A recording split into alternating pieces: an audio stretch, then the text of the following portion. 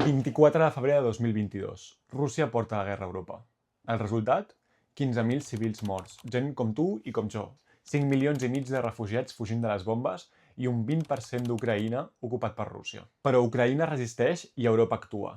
104.500 milions d'euros en ajuda financera, econòmica i humanitària, el major proveïdor d'ajuda a Ucraïna. I sancions històriques de la Unió Europea a Rússia que demostren que el país no és invulnerable. Aquests 4 anys no han estat lliures de canvis polítics. Ha tornat l'agenda de seguretat i defensa. Hem confirmat que les Nacions Unides, com a institució per aturar les guerres, avui dia no funciona. S'han creat noves divisions en política europea i política nacional també.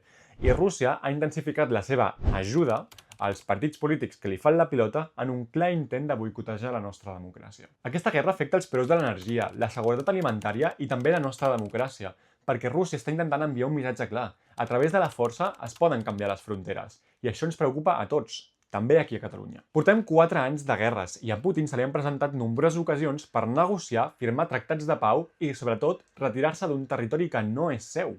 Però no ho ha fet. Rússia només entén el llenguatge del poder i dels antics imperis i encara es pensa que Ucraïna és seva.